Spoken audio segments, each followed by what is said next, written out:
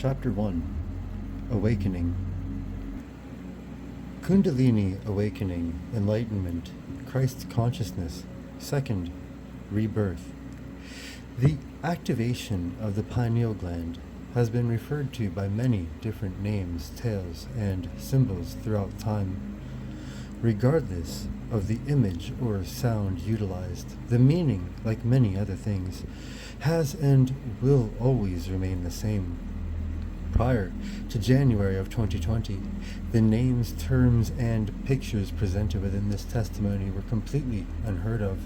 Personally, their discovery has not only provided me with several answers to a spectrum of questions I've had pertaining to myself and reality, but has taught me how to become a better version of myself, not just for myself, but for everyone around me. My family, my friends, my community. Questions that I, just as I'm sure many others, have pondered on as long as I can remember, while simultaneously imbuing within me the necessary courage to openly speak about any of the extraordinary experiences I've personally encountered, but was previously too confused to openly do so. Experiences that have the potential to cause not only an individual's understanding of life to change in drastic ways, but to metamorphosize an individual's personal experience of that life in unexpected and sometimes very extreme ways. The purpose of this chapter is to provide an introductory explanation to what Kundalini energy is, to also explain not only the symptoms of awakening, but also how it is triggered, to also provide an explanation to the symbols that have been utilized throughout time, both historically and biblically, to represent the anatomical components associated with the Kundalini awakening. As this is described as a resource guide, I have collected information from several different sources in hopes to illustrate the best description possible, to provide a point of reference to relate to my personal account of the awakening process and its subsequent side effects. Let's begin. Have you ever experienced a dream so vivid that you felt like you were there? Historical teachings and modern research suggest that you may actually be dreaming as a result of psychedelic compound DMT being created by the pineal gland. Historically, practitioners of both Hinduism and Buddhism have professed the belief that the pineal gland, or Ajna chakra, more commonly known as the third eye or all-seeing eye, is the spiritual gateway allowing one to access higher levels of consciousness and soul development. From a more practical perspective, the pineal gland can be understood as the seed where the mind, body, and spirit connection stems.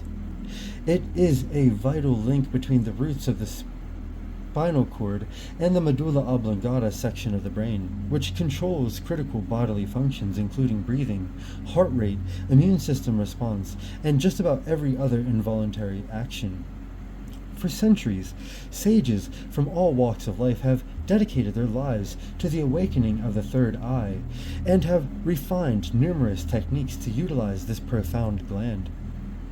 Some even go as far to state that our entire experience on Earth revolves around the process of awakening our third eye in order that we may evolve to higher realms of universal experience. Yet, despite its historical and spiritual significance, the secrets surrounding the pineal gland have often been veiled to the populace at large, and at times even poisoned by those who wish to keep the knowledge of its power from those who they view as a threat to their perceived quote-unquote power.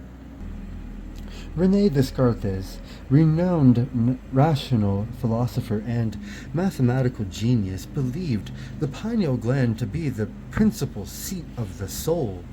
Using geometry, he reasoned that because the gland is located in the only section of the brain to exist as a single part rather than one half of a pair, it must be the point of connection between the intellect and the body.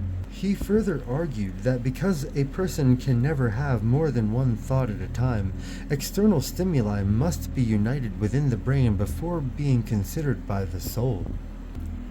As the pineal gland was located in the centralmost region of the brain, surrounded by branches of the carotid arteries, the rationalist concluded it to be in the most suitable possible place for this purpose.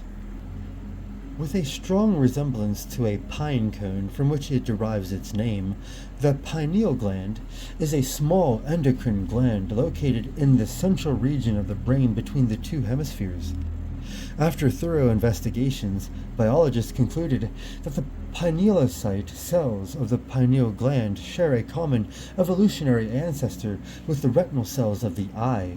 In fact, the structures of the third eye are analogous to the cornea, lens, and retina. Though the gland more closely resembles that of an octopus eye, although the gland is a vital element of the brain, it is unique in that it is not isolated from the body by the blood-brain barrier. In fact, due to its function as a primary hormonal producer, the pineal gland has profuse blood flow second only to the kidney. As a result, the gland is highly susceptible to chemical abuse. Flowing in conjunction with the chakra energy centers is the Kundalini energy, which is an unconscious, instinctive, or libidinal force or Shakti, lying coiled at the base of the spine. It is envisioned either as a goddess or a sleeping serpent, and, according to Sahaja Yoga, resides in the triangular-shaped sacrum bone in 3.5 coils. It is one of the components of the subtle body, which consists of nadis, energy channels, chakras, psychic centers, and prana, subtle energy, and bindu, drops of essence. According to practitioners, Kundalini awakening results in deep meditation, enlightenment, and bliss. One of the most commonly reported Kundalini experiences is the feeling of an electrical current running along the spine. Throughout meditation and various esoteric practices such as Kundalini Yoga, Sahaja Yoga, and Kriya Yoga, the Kundalini is awakened and can rise up from the Muladhara chakra through this central nadi called the Sushumna, inside or alongside the spine, and reaches the top of the head. The progress of Kundalini through the different chakras leads to different levels of awakening and mystical experience, until the Kundalini finally reaches the top of the head, or crown chakra, producing an extremely profound mystical experience. Although descriptions exist attempting to describe the Kundalini experience, such an event can only truly be understood when experienced. Sri Ramana Maharishi mentioned that the Kundalini energy is nothing but the natural energy of the self, where self is the universal consciousness, Paramatama, present in every being, and that the individual mind of thoughts cloak this natural energy from unadulterated expression. Advaita teaches self-realization, enlightenment, God consciousness, nirvana, yet initial Kundalini awakening is just the beginning of actual spiritual experience. Self-inquiry, meditation, is considered a very natural and simple means of reaching this goal.